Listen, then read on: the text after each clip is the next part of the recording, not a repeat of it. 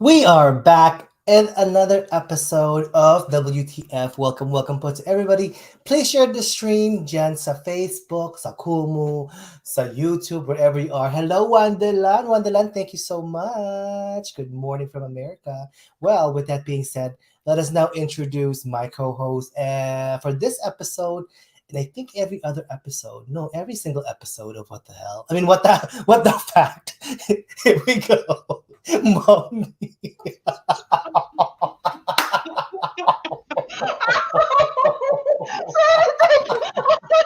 Gusto ko yung what the hell?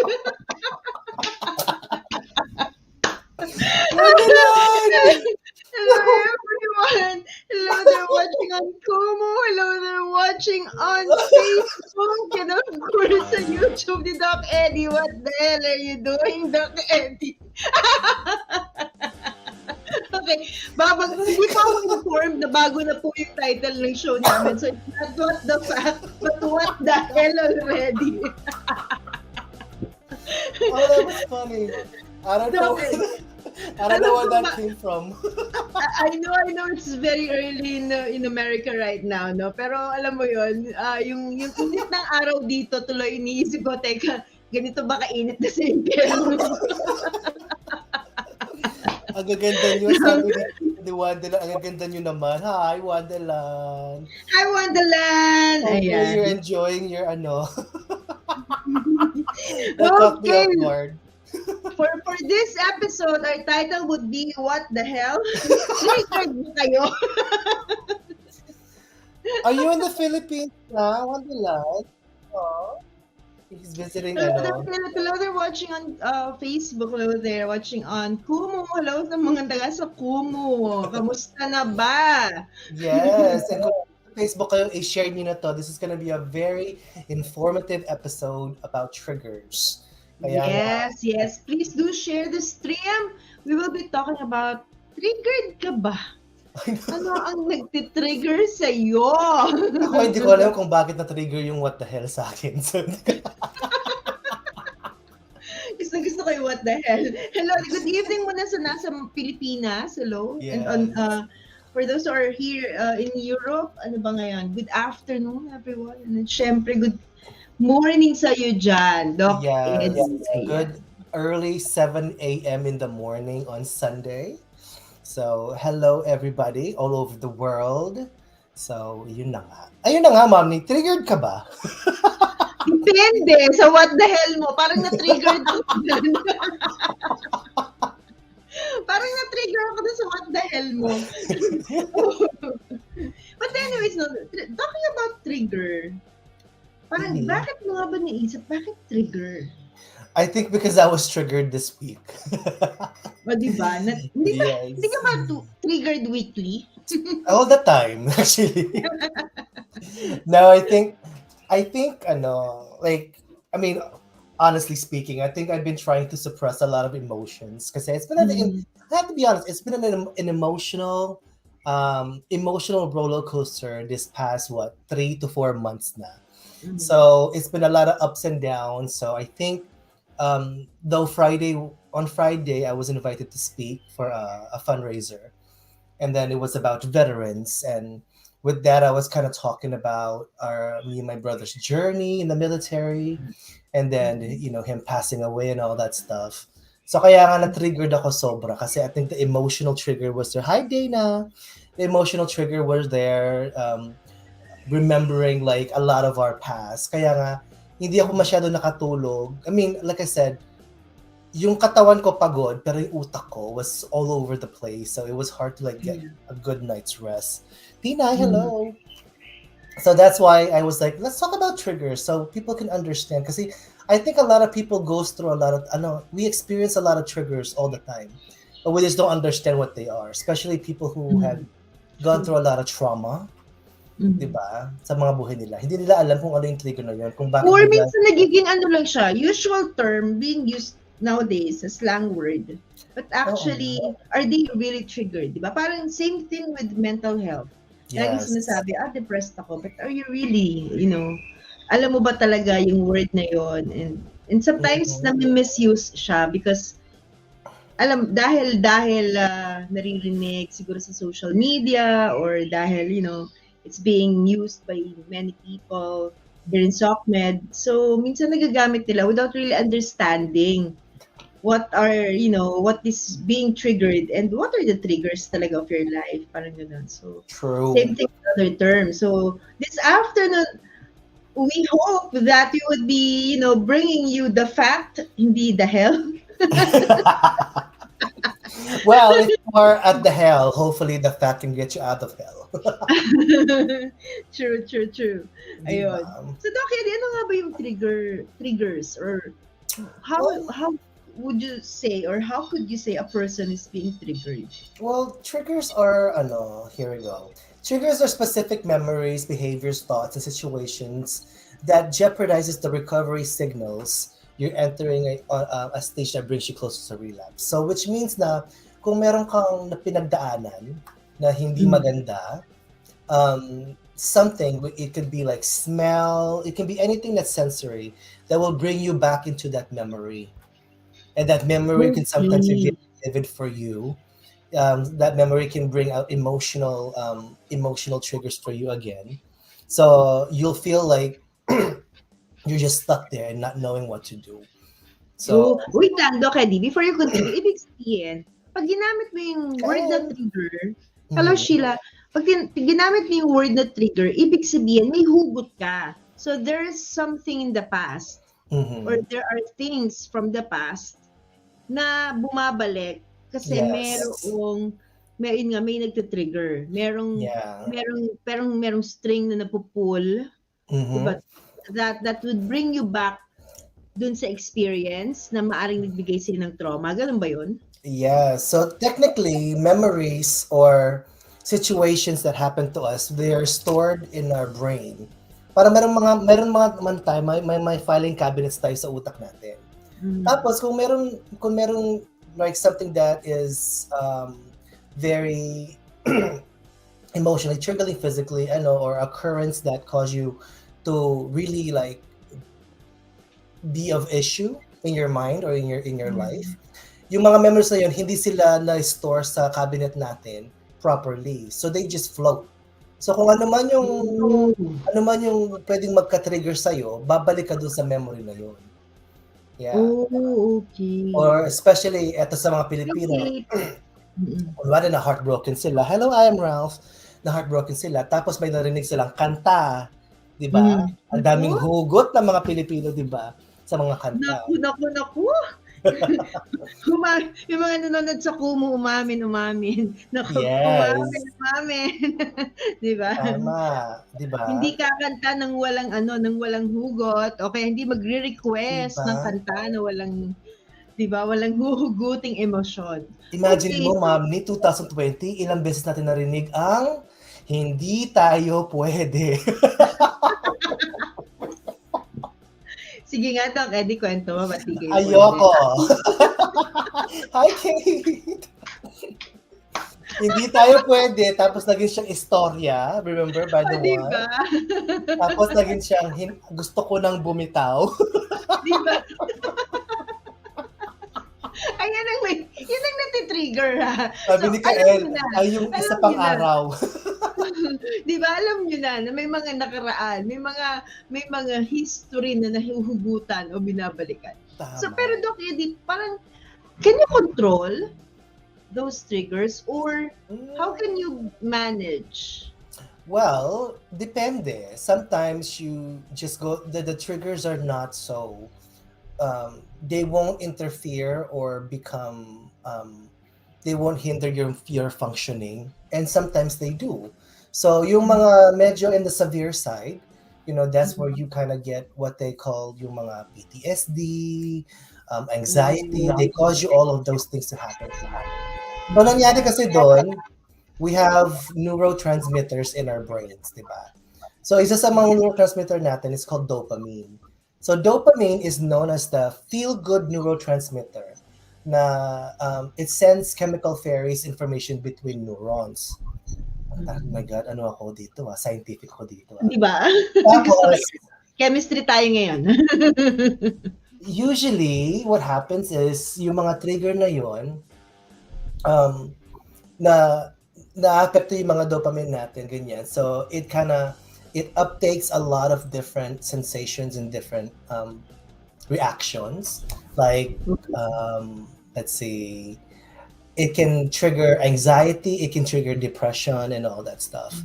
So kaya nga medyo minsan-minsan we have to kind of be understanding kung ano talaga ang depression sa atin, kung ano talaga ang anxiety sa atin. Kasi when we figure out kung ano ba nag-trigger sa'yo, makakontrol mo siya. You'll be able to manage it more. Yeah.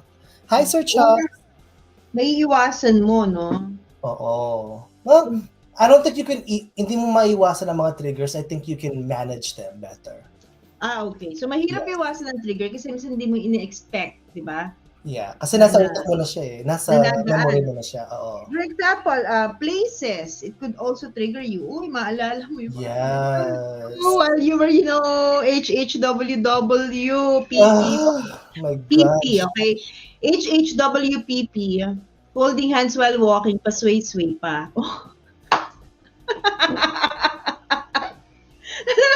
Umamin kayo dyan, lalo na sa Kumu, ang mga tao dyan, pag, mga tipong, mga oras ng pag-i-stream, pag-online, ayan na. Kasi yun yung madalas na oras ng inyong tagpuan. Ayan, mga ganun, pwedeng trigger yan, okay? Oo, yes. Yes.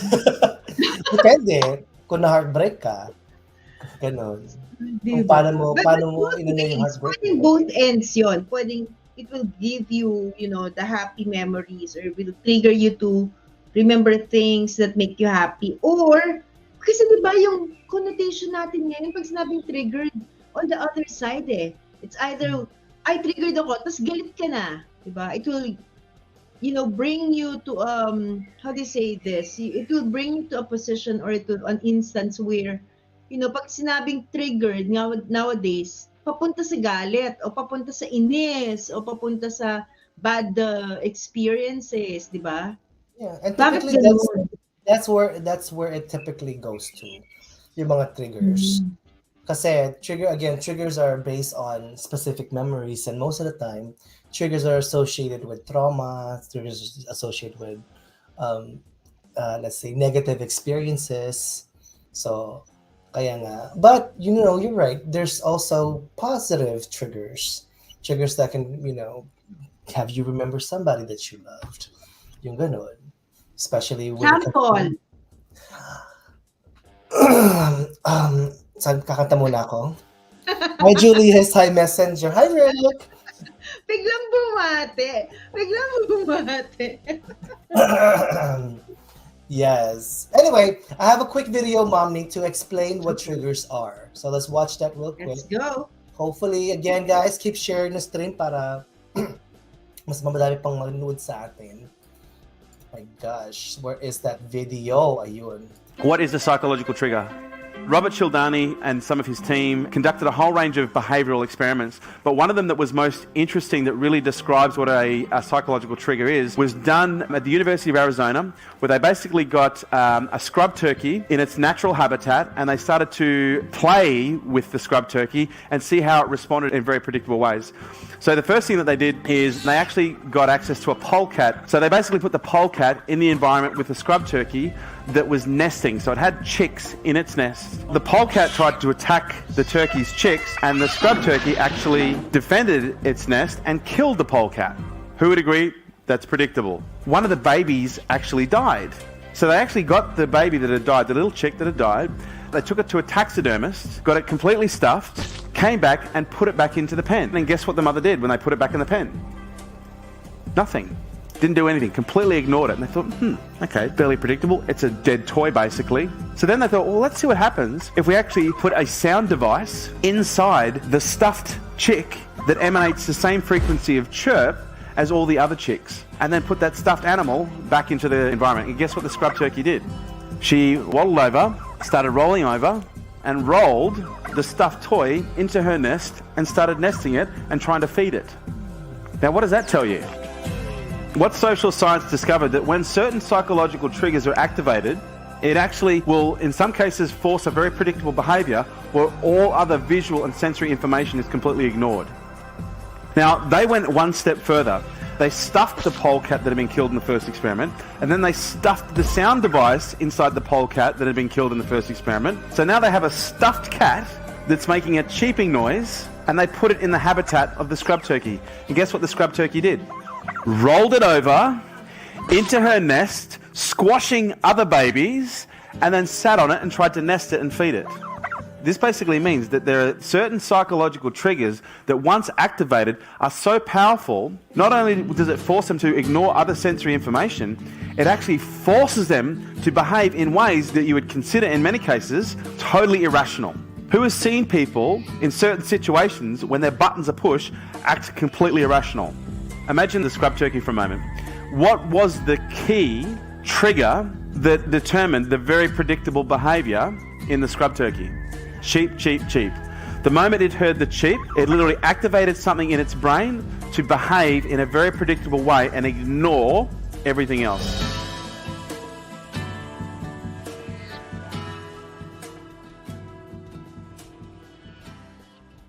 That's right. Kawawa naman yung Chanchar, naawa dun sa experimental. No? But, Yay! Because of those triggers, Yes, that's what triggers actually are. Hindi yung mga everyday use ng mga tao. Na-trigger ako. Ay, thank you, Miss Gaiden! So, guys, by the way, on Kumu, if you guys are on Kumu, please join the Secret Lounge campaign that is going on right now. I think there's 4 more days left. So, if you guys want lashes and nails and all that stuff, go on Kumu or support me and my campaign. Magbasa na lang sa akin para ako na lang yung mananalo. Anyways. Bongga. Yes. And so, yun mami ang triggers. Sino dyan na-trigger? Diba? So, pag nata-trigger talaga isang tao, minsan nawawala na yung talagang sense of, how do you say it? Yung the things that you have to do, the things that you usually do, mawawala siya for that moment kasi may nag-trigger sa'yo. Yeah, you go back to those same types of. So in that case, yung ibon, diba? Nagano siya. She was doing the same thing that she used to do with that baby chick. Dead even though namatay na siya. And that's what usually, especially with veterans out there, when they're triggered, go back into the memories where they feel like they're back in war again. Sabi ni Miss Gaiden, Momni, ang ganda ng background ni Momni. Di ba magkamukha kami ng background pero sa kanya elevated lang. Yeah, thank you for sharing, Kay. So, ayun. Then, a lot of things, mostly people see this with people who have gone to war, yung mga sundados sa Pilipinas.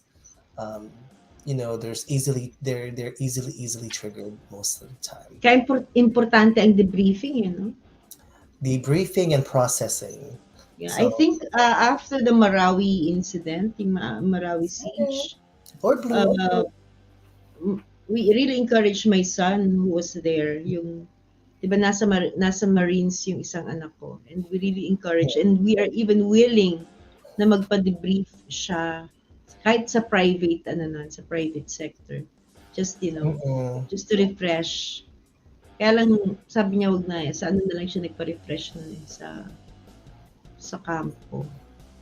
Yeah, I mean, I'm assuming debriefing sa Pilipinas is therapy or processing anong nangyari. Parang debriefing debriefing ang term na ginamit Yeah, as I remember.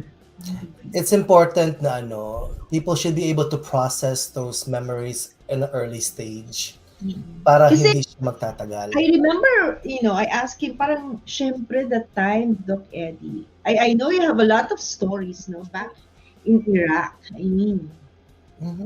But when I asked kasi my son, how do you handle seeing dead people in the streets? Diba? I mean, the smell of that, di ba? Parang, kasi iba iniiwan na lang eh, ng kabilang party. Hindi kagaya sa military, di ba? Kahit anong mangyari, hinihila niyo talaga, you make sure that if not in the hospital, at least you bring back the soldiers back to their family. Yeah. Ano, Depende sa guerras that sometimes the government won't let you touch the bodies. really? And so bodies are just laying there. Depende sa Oh. rules ng war.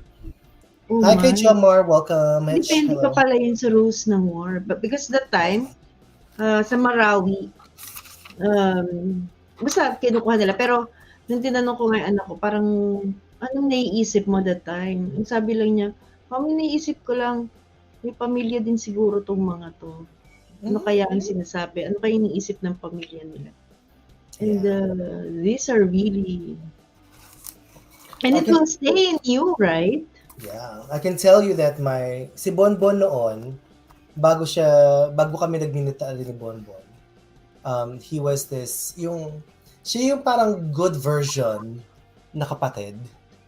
Like, he was very respectful, he was very understanding. Like, he was like the comedy, he was like the light in the party, ganun siya. And I was the opposite. I was like the delinquent child na I was in this Pero yung nagbinitary kami, and then he went to his war. I mean, imagine 4 years. 3, which means that most of his Doc Eddie, wait. Humihina yung boses mo. Hindi namin masyado marinig. Hello? Ayan. Dito, he spent most of his career in the military sa gera. And yung kabalik niya, bumalik na siya, ibang tao na siya. Like, his behaviors was very different. He was easily irritated. He was easily angered. He turned into smoking a lot, which before he would not even touch. He wouldn't touch cigarettes. Miss Gaiden, welcome back. And then his behavior was more angry. So he did a lot of processing, and that's the reason why when I asked him to come here to California from Maryland, because he wasn't doing well. I mean, there's suicidal thoughts and all of that. Hi, Chins. Hello, Joman. Welcome back. So kaya nga it's important to really process those things. And then it was later on when him and I were, talking, he was comfortable talking about things. Yun nga, ang nasa memory niya parati is his first kill. His first kill was a female teenage kid who was a suicide bomber. So imagine, ang batang teenager pa lang yung bata, babae pa, tapos suicide bomber siya. Which means they had to kill her on the spot. So yun ang very first kill ni Bonbon nung kinakwento niya. Okay. Kaya siguro talaga nag-stuck yun talaga sa mind niya. No? That he has to live with us during the time. Pero Doc Eddie, what triggered you during the speech na binigay mo sa mga veterans? Me? Well, it's because I had to tell the story. So again, guys, if you guys are listening, I had to do a speech on Friday about how we can help the veterans with mental health and all that stuff. So ako, yun na-trigger sa akin mostly because I don't think I've healed completely from the death of my brother. So at the end of the speech, binalik ko siya kasi ginano ko yung pinagdaanan namin and paano ko siya tinulungan dito sa Amerika or sa California. And then I went back to what I do as a therapist, and then the end of that is the date August 13, 2021. So me telling the story na he survived and he became better, but the thing that he lost was the COVID-19 pandemic. So I think that's what triggered me to just hindi ko I'm used to public speaking and I'm usually confident in talking in front of a large audience. Pero like that day, like my voice was cracking, kasi I think my mind knew that it was gonna talk about, my brother again. So yung parang, first time ko na naman mag-speech, ganon. Pero I had to go, I finished it, and the good thing is I wrote it down. para hindi ako out of focus. So, anyway, but yeah, I mean, even ako, ma'am, with PTSD, it's hard. After I came back from my first deployment from Iraq, I remember that one thing that I used to do is yung reveille. Kasi sa base, if you live in the base, the military base, you would hear like the music in the morning to wake you up. You would hear the reveille, ganyan, di ba? Usually, it becomes normal to you. Like, okay, narinig mo, pwede kang makatulog. Pero yung kabalik ko ng base noon, every single time yung narinig ko yun, it brings me back like I'm back in the desert again.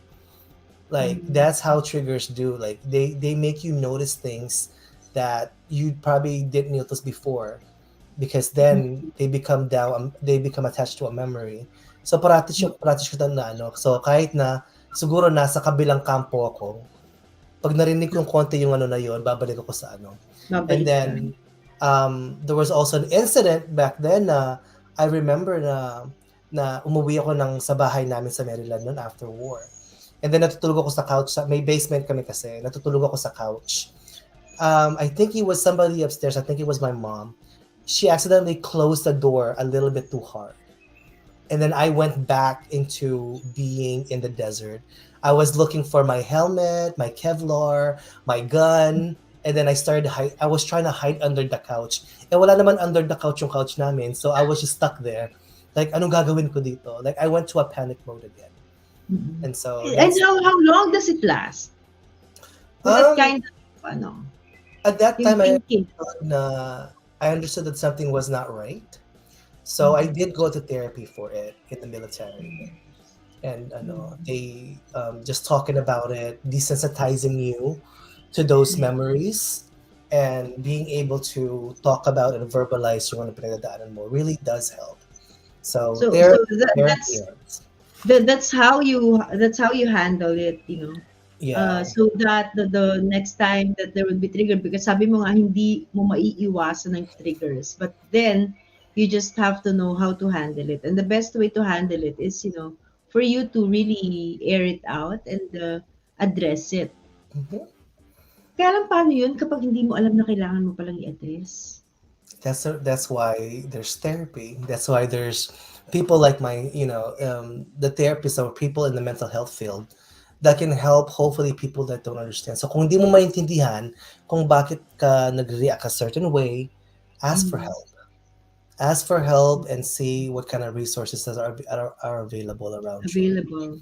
Yeah. Alam ko naman, if you're in the military, no matter what country you're in, they should have a program to kind of help you go through that. So if you're in the military listening to this, reach out to your first sergeant, reach out to your commanders or your supervisors so they're able to advise you to go to the right path to get help.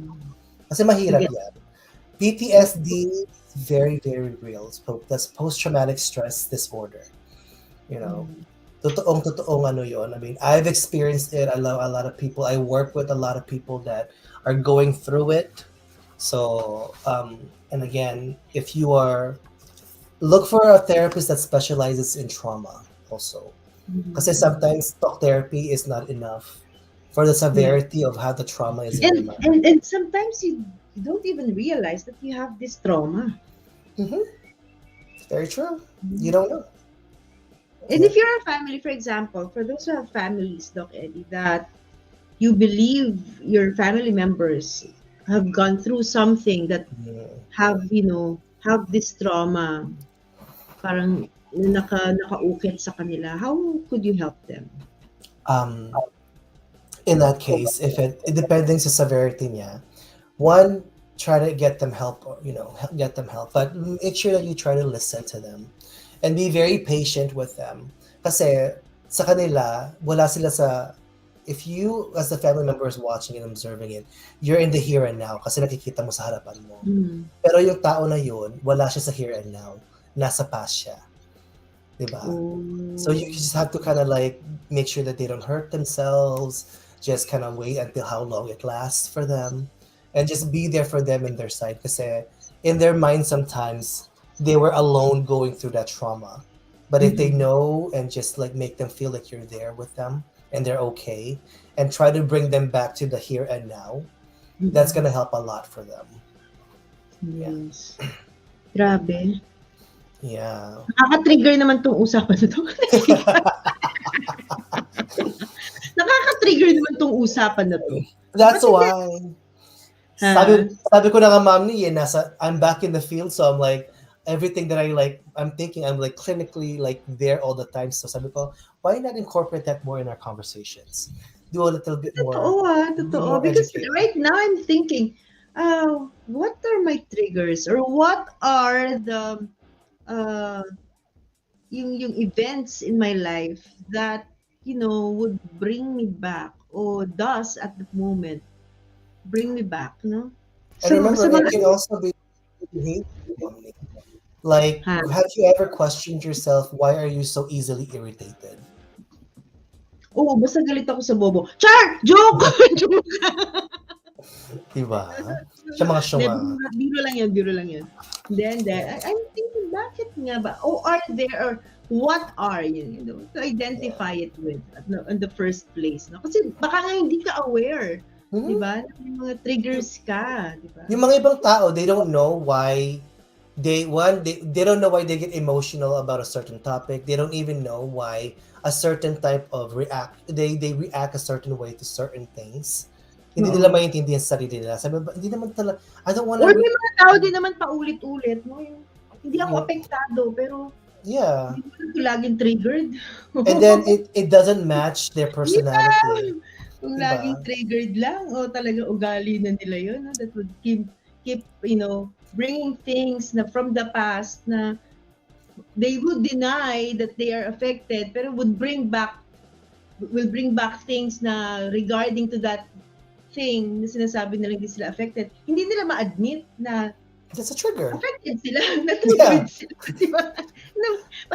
Ano ba yan? Kaya nga, sometimes it's very subconscious, diba? So, tag dito, yung mga ibang tao, they don't know, like, why am I reacting like I'm a child again whenever I go through something? And they're like, tapos if you go back into it, you're reacting like that child that you were in when whatever thing happened to you. So, for example, kung ang bata na experience niya parati nag-aaway ang mga magulang niya, di ba? Tapos siya parati umiiyak siya. Tapos hindi niya alam kung ba niya. Tapos as an adult, like it can be like decades after, hindi niya alam kung pag meron siyang if somebody around them are raising their voice or they're in a relationship, tapos bigla-bigla sisigawan sila.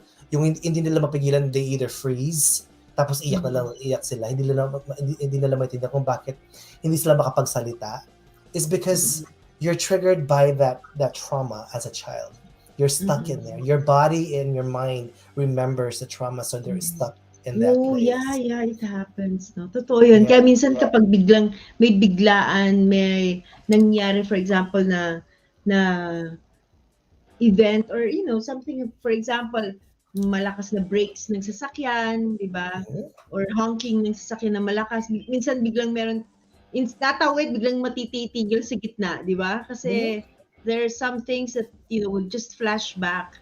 And it matters, Doc Eddie, that you're aware kasi minsan yung ganung split second would really put your life into danger. Yeah. Meron akong case doon, hindi niya alam kung bakit siya takot mag-drive over a bridge, over any type of bridge, actually. Okay. Hindi siya makapag-drive over, or if they go through a bridge, nanginginig siya, takot na takot siya, his body sweats, his fear response is just to like, I don't want to be here, like go. Tapos when while I was working with them, doon namin na may nangyari doon sa kabatahan niya na sobrang takot niya sa heights, na ang trigger doon ng mga bridge kung bakit siya and then when we started processing and we were doing yung trabaho na in therapy ganyan, bigla when there was one session after that na hindi niya na-realize na nakatawid siya ng bridge without even noticing na bridge yung sinakyan niya. Okay. So we were able to process it and got him to a place na hindi niya man yung brain niya Na-realize is just, oh, this is normal now. Okay, may question ako. Paano naman kung dapat ba itong mga bagay na to, yung mga trauma ba ay dapat personal experience mo or it could be an experience of someone close to you na sa sobrang close mo, parang sobrang mong na-empathize yung naramdaman niya, pati ikaw nahawa sa mga ganong trauma and pati ikaw may ganong trigger. Pwede ba yun? That's called vicarious trauma. You di ba are may ganun feeling, pala yun? yeah, vicarious trauma is when you are listening to someone's story and you're feeling it so much. You're literally empathizing with them. So in your mind, you're experiencing it with them. You're taking it on, or even minsan what happens with vicarious trauma is may similarity na feel, may nangyari sa'yo na similar doon sa feelings na nangyari sa kanila. That's why. Okay. So it kind of enmeshes together yung mga emotions and you're feeling them vicariously. Yeah. Oh. Yeah, very common yan sa mga tao na nagtatrabaho sa mga hospital, nagtatrabaho sa field ng mental health. Kasi all day you're listening to people's trauma, di ba? So minsan na mo. So that's why I say being a therapist is not for everybody. Kasi yung ibang tao, they can't handle that kind of stuff. They bring they bring their work home with them. Hindi pwede yun. You have to be able to differentiate kung ano yung trabaho, what is your normal life. Though mahirap siya madalas, lalo na sa kagaya yung nasa field na yan, and even dun sa mga nasa medical field na pagkatapos ng trabaho, hindi iuwi sa bahay ang trabaho, no? Not because of people bringing things, lalo na kung, tawag dito, hindi naman kagaya ng teacher na makakapag-uwi ka ng cheche na papel, di ba? May mga bagay na hindi material yung naiuwi mo, di ba? Minsan emotions, di ba? Nadadala mo yung emotions, which is not really good, no? Hindi siya talaga ganung magiging healthy ang madadala mo na environment sa bahay. Yeah. Grabe. Kaya important talaga yung finding a way to relieve your stress in a healthier way. Ang mahirap doon, before ako, like I told Mommy earlier, ako noon, ang therapy ko is retail therapy. So, shopping ng shopping. Pero delikado yun, wag niyo rin gawin yun. Totoo. Ako, ano bang therapy ko? Hindi ko maalala. Hindi ko maisip. Ano bang therapy ko? Lumayas? Kumain? Paano kapag walang immediate na available help? For example, kasi syempre, you have to secure an appointment, di ba? You have to, or you really have to admit muna or convince muna yung tao na gusto mong tulungan, or kahit sa sarili mo kung gusto mo nang i-address yun. Pero ano muna yung immediate things that you can do to really handle well ang mga triggers? In that case, you should be able, if you're listening to this and if you can relate to this topic, I would say find a good way to relax your body. Sa trauma or in mental health in general, if you're going through any type of all of those cannot survive in a relaxed body. So if you are mindful of your own self and your own body, it doesn't happen. So meditation helps a lot. People might not know how to do it or don't feel like, it's a silly thing that, that's silly. Meditate. That's for those, hippies or whatever. Pero it's true. If you are, for example, pagising mo ng umaga, right? If you are able to go outside and take some sun in and really just enjoy nature, that's a big factor in your healthy neurons that can help you really calm down throughout the day. It makes a big difference in your mood. Breathing is one thing. So if you are having if you're getting triggered and you're getting some sort of attack or a different reaction in your body, learn how to breathe. So they have that thing that they call four square breathing. So for example, you breathe in, imagine a square. and on you breathe in when it goes into the long side, and then the horizontal ba to, vertical? No, vertical. Vertical you breathe out, horizontal you breathe in.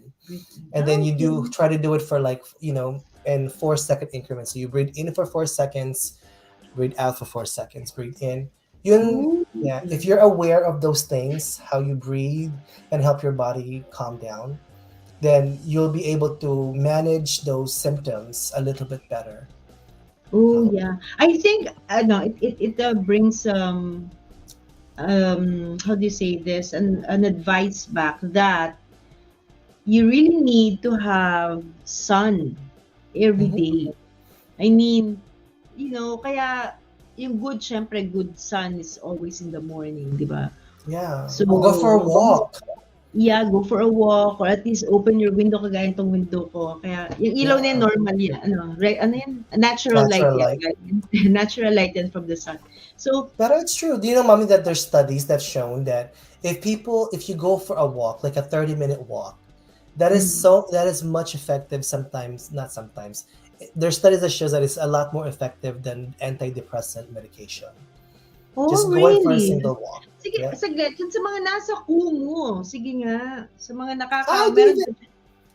Mhm. may mga nakaka-relate ba dyan? Kasi di ba pag depressed tayo, kalimitan ayaw natin lumabas ng kwarto. Gusto natin pa madilim, gusto pa natin matulog. That's why really, parang we travel deep down pa sa depression. Pero kayo Yeah. ba, sa mga triggers nyo, how do you able to handle ang inyong mga triggers? Diba? Tingnan nga natin, Yeah. sino bang nasa Kumu? Ang dami pa lang pumasok. Sorry guys kung hindi ko yung nabati ha. Medyo na carried away tayo sa conversation. So, Diba? hello, Nakakainis Jill lagi ako, sa Facebook. How are you? lagi akong lagi akong log in. Ano ba? I know kaya talagang Kumu ngayon. You have to log in a lot more than usual. Yeah. So, teka lang ha. Gusto ko pumunta sa Kumu, pero hindi ako makapasok. Ay, ano ba yan? Oh my gosh. So yun, that is the triggers. That are the things that we have to be. Ikaw, mami, meron ka ba mga triggers na hindi mo, realize na triggers sila sa'yo? Depende. Ano bang triggers? Kasi, I think, no, when I think of syempre everyday, meron kang reflection na ginagawa sa buhay mo. Pag iniisip ko yung things that matters to me, napunta lang din sa mga anak ko eh. And wala akong, sa moment na to, wala akong parang walang ibang makaka-trigger or walang ibang makaka-epekto sa akin. No, apekto. Tama, ano ba? Apekto. Kung hindi about my kids. So, siguro dahil we've been through a lot, parang ganun. So, walang makaka-trigger sa akin not unless there is something that very traumatic na nadaanan namin. Na yun yung siguro would make me react or make me,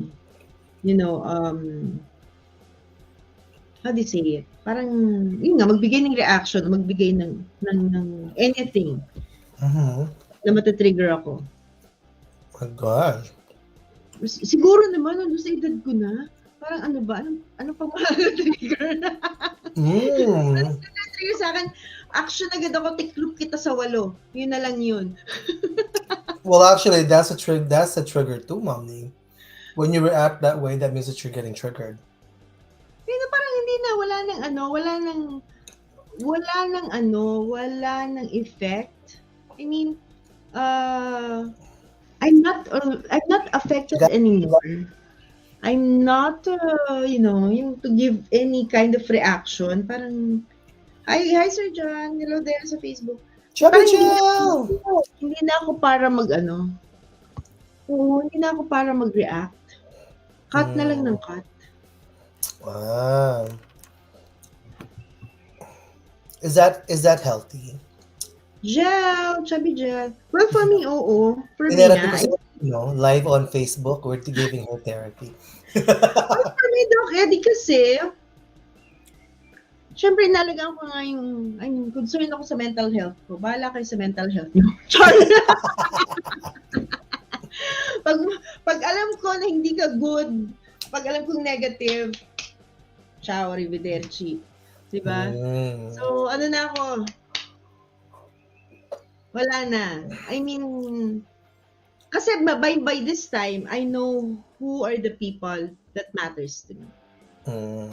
I mean, by this, siguro dadating din kayo doon. No? Nauna lang ako. Kasunod ko kayo, huwag kayo mag-alala. Huwag ka magdamay, hoy! Kasunod ko kayo, tatanda din kayo. Ay, unless gusto nyo mategi ng maaga, sige kayo. Dalawa lang yan. Kasunod ko kayong tatanda o matetegi kayo ng maaga. Sige, mamili kayo. I mean, by my age, at this time, at this age, parang alam ko na who really matters. I mean, I know who I would give, value to. So kapag nakita ko na you don't give value to what I give you, what I gave, I already gave it. Wholeheartedly, that's yours. Pero after that, so you're very, you're I don't resilient. want to give any chance of hurting me again or hurting me at all. Yeah. Hindi na kita bibigyan ng chance na yun. So that's you're resilient to things then. Yeah. Hindi na, wala na. Ano na yun? Yan. Parang diba, we have good times, we laughed, and that would be good memories. Diba? And I will cherish all those things. Pero kung mag-a-attitude ka, I'll make sure mas may attitude ako sa'yo. Char! Char! Taray! Kaya Doc Eddie, talaga, literal, kaya ayokong magagalit. Huwag mo ko talagang gagalitin. Yeah. Kasi kagaya ng sinabi mo, magiging what the hell tayo. Yeah. Ako noon naman, I was very reactive to a lot of things. Agad ako yung, kaya ang tinatawag ko sa Baltimore Eddie, di ba? Like, easy ako talagang, sa pamilya nga namin, ang tawag sa akin, Jombagera. Jombagera. Like, I call it out as soon as I, see it. Pero I think for me, as I got into this field and studied a lot of the behaviors, I mean, in my undergrad sociologist, like I studied people's behaviors and stuff. I think, naintindihan ko like, maybe I don't want to be like that anymore. Maybe I shouldn't be like that. Bakit na nag-pride party tayo dito? Si Doc Eddie po. Pero pag triggered ako, there's times where if I feel like it's appropriate, mag-react pa rin ako. Mataray pa rin naman ako. Magjojombagin po si Doc Eddie dun sa party. No. Ba't hindi? Kasi lasing na rin naman tayo. I used to fight people so much back then when I was younger.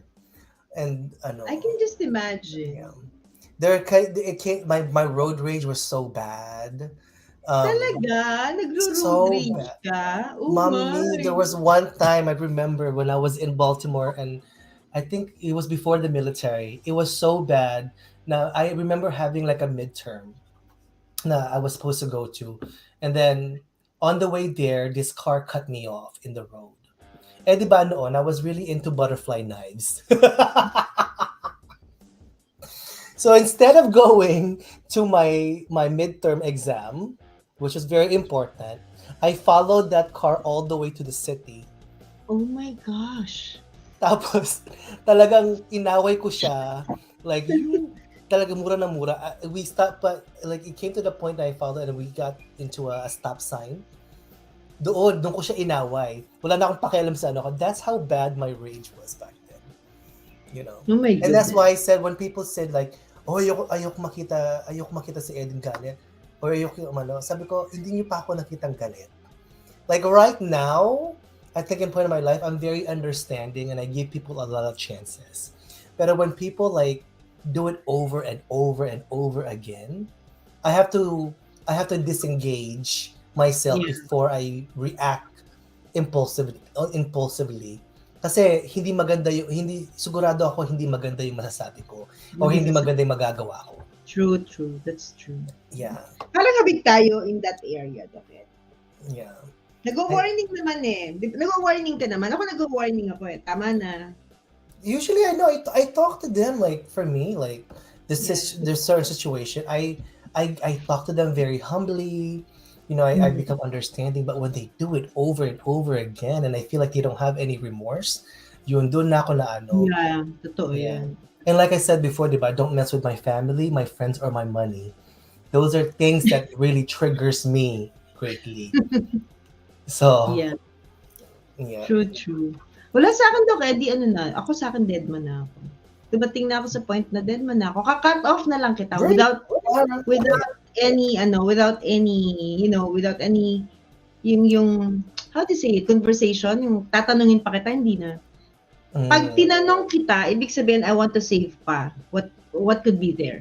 Pero pag instantly kinat na kita, I'm not even interested to the shit that you would tell me kasi hindi na kita paniniwalaan. So, ciao, ganun. I know. I think for me, I give them a lot of chances. Because I think that people comes from their different, you know, aspeto ba yun? Ay, Pilipino, Tagalog. They come from different walks of life, Yeah. diba? And I try to like, I really try to empathize with them first. Mhm. And I think, like I said, when it comes to the point na lahat na lang parating excuse, lahat na lang. Pero pag sinasaktan mo na ako, and you keep like, you know, hurting me, dun na nawawala yung paki ko. Yeah. So, ayun. Well, anyway, that's it for the So just to topic wrap of up, triggers. Doc Eddie, just to wrap up, for those who just, you know, who came na so sad, paalis na kami. So sad, paalis na kami. Paalis na kami. Matapos na yung show. Pero yun na nga, there are triggers. So wrap up lang natin, Doc Eddie. Paano into a nutshell? Kasi daming matututunan doon sa sinabi mo. Yeah, hopefully if you didn't watch this live today, hopefully you can pass this on to people that can really it could be of help itong episode na to sa kanila. Again, we are it's always in Momni's Facebook page. Ito yung sa baba dito. And it's also on YouTube. Yeah. Wala kasi sa Kumu no? Hindi na naka-record. Hindi nagre-record ng Kumu. Pwede niyong balikan sa YouTube ni Doc Eddie or naka-public naman to sa Facebook ko. But sabi ko nga, in a nutshell kasi lahat tayo may triggers, no? Kalimitan lang, papunta siya dun sa, natitrigger yung something that, you know, traumatic na nangyari sa atin. So, kung wala pa kayong kakayahan o wala pang pagkakataon na ma-address nyo to ng tama sa kagaya sa professional help, so you just have to, sabi nga ni Doc Eddie kanina, yung exercise of breathing, you know, you go walk under the sun, di ba? Kung kailangan yung mag-sunblock kayo. Pero receive the warmth of the sun. It will really help you to di ba, to ignite yung inyong neurons to give, you know, the happy thoughts and good whatever chemistry in your body. Tama. And for me, understand what triggers are. And know that it's okay that if you have triggers, because you're only a human being na may pinagdaanan. So don't think that you're crazy. You're not crazy. It's just that sometimes it just gets to the point that you probably would need help. Kaya reach out. And again, Pilipinas, kung nakikinig kayo, kung mayroong makikinig dito sa galing na Pilipinas, let's do better when it comes to mental health sa Philippines. True. I think there's a lot of missed opportunities that the Philippines can do for mental health. True, that's true. Yes. So, Doc Eddie, it's a good, an hour. Yeah, sorry guys about last week. Ang totoo po dyan, kasi real talk tayo, hindi po ako nagising. Even though ang dami kong alarm.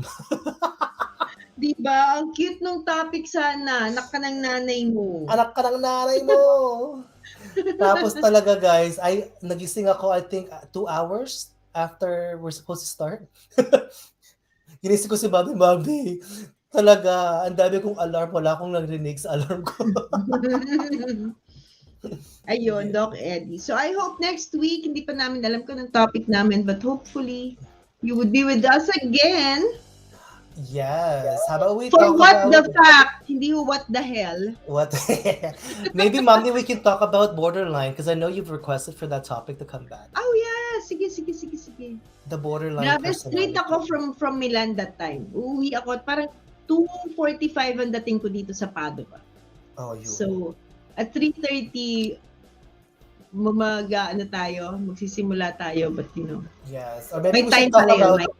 Maybe we should talk about fictitious disorder. Huh? Joke lang!